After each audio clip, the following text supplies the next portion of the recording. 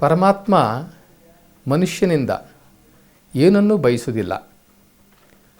ಈ ಭೂಲೋಕದಲ್ಲಿರ್ತಕ್ಕಂಥ ಎಲ್ಲ ಮನುಷ್ಯರು ಪರಮಾತ್ಮನ ಮಕ್ಕಳು. ಬಸವಣ್ಣನವರು ಹೇಳ್ತಾರೆ, ಮರಿ ಬೇಡ, ಕುರಿ ಬೇಡ, ಒಂದು ಪತ್ರೆಯನ್ನು ಕೊಡು ಸಾಕು, ನಿನ್ನ ಭಕ್ತಿಯ ಸಂಕೇತವಾಗಿ ಒಂದು ಪತ್ರೆಯನ್ನು ಕೊಡು. ನೀನು ಕೊಡೋದಿದ್ರೆ ಅದು ಬೇಕಾಗಿಲ್ಲ, ಆ ಪತ್ರೆನೂ ಕೂಡ ಪರಮಾತ್ಮನೇ ಸೃಷ್ಟಿ ಮಾಡಿದ್ದು. ಇಲ್ಲಿ ನಮ್ಮದಂತ ಕೊಡೋದಕ್ಕೆ ನಾವೆಲ್ಲ ಬರಿಗೈಲಿ ಬಂದಿರೋರು. ನಾವು ಏನನ್ನೂ ಭಗವಂತನಿಗೆ ಕೊಡಲಿಕ್ಕೆ ಸಾಧ್ಯನೇ ಇಲ್ಲ. ನಮ್ಮ ಅಹಂಕಾರಗಳನ್ನು ಬಲಿ ಕೊಟ್ಟು, ನಮ್ಮ ಮೋಹಗಳನ್ನು ಬಲಿ ಕೊಟ್ಟು, ನಮ್ಮ ದುರಹಂಕಾರಗಳನ್ನು ಬಲಿ ಕೊಟ್ಟು, ನಮ್ಮಲ್ಲಿರ್ತಕ್ಕಂಥ ಕೆಟ್ಟದ್ದನ್ನೆಲ್ಲ ಆ ಪರಮಾತ್ಮನಿಗೆ ಬಲಿ ಕೊಟ್ಟು ನಮ್ಮನ್ನು ನಾವು ಪರಮಾತ್ಮನಿಗೆ ಅರ್ಪಿಸಿಕೊಂಡ್ರೆ ಸಾಕು. ಪಾಪ ಆ ಮೂಕ ಜೀವಿಗಳನ್ನು ಪರಮಾತ್ಮನಿಗೆ ನಾವು ಬಲಿ ಕೊಡ್ತೀವಿ ಅಂತಂದರೆ ಒಂದು ಅಪಹಾಸ್ಯ. ಅದನ್ನು ಸೃಷ್ಟಿ ಮಾಡಿರ್ತಕ್ಕಂಥ ಪರಮಾತ್ಮನಿಗೆ ಬಹಳ ನೋವಾಗುತ್ತೆ. ನಮ್ಮನ್ನು ಹೆಂಗೆ ಸೃಷ್ಟಿ ಮಾಡಿದನೋ ಪರಮಾತ್ಮ, ಹಾಗೇ ಆ ಜೀವಗಳನ್ನು ಸಹ, ಆ ಮೂಕ ಜೀವಿಗಳನ್ನು ಸಹ ಸೃಷ್ಟಿ ಮಾಡಿದ್ದಾನೆ. ಹೀಗಾಗಿ ಒಂದು ಜೀವವನ್ನು ತೆಗೆದು ಇನ್ನೊಂದು ಜೀವಕ್ಕೆ ನಾವು ಒಳ್ಳೇದು ಮಾಡ್ತೀವಿ ಅಂತಲಾಗಲಿ, ಅಥವಾ ಒಂದು ಕೊಲೆಯನ್ನು ಮಾಡಿ, ಕೊಲೆ ಅಂತಂದರೆ ಒಂದು ಪ್ರಾಣಿ ಹತ್ಯೆ ಮಾಡಿದ್ರೂ ಕೂಡ ಕೊಲೆನೇ, ಮನುಷ್ಯನನ್ನು ಕೊಲೆ ಮಾಡಿದ್ರೂ ಸಹ ಕೊಲೆನೇ. ಒಂದು ಜೀವವನ್ನು ತೆಗೆದು ಒಂದು ಕೊಲೆಯನ್ನು ಮಾಡಿ ಭಗವಂತನಿಗೆ ನಾವು ಅರ್ಪಣೆ ಮಾಡಿ ಅವಂತವಿಂದ ಶಬಾಷ್ಗಿರಿ ತೊಗೊಳ್ತೀವಿ ಅಂತಂದರೆ ಸಾಧ್ಯನೇ ಇಲ್ಲ.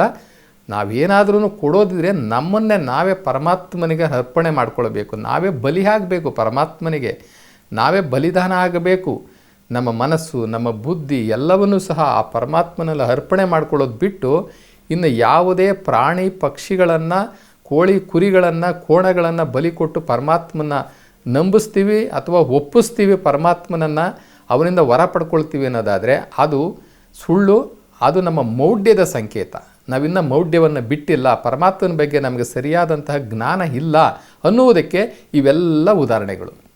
ಮಾಂಸವನ್ನು ತಿನ್ನುವುದು ಇದೆಯಲ್ಲ, ಇದು ನಮ್ಮ ಶರಣರ ಅಷ್ಟೇ ಅಲ್ಲ, ಪ್ರಗತಿಪರ ಯಾವುದೇ ಧರ್ಮಗಳು ಒಪ್ಪಿಲ್ಲ.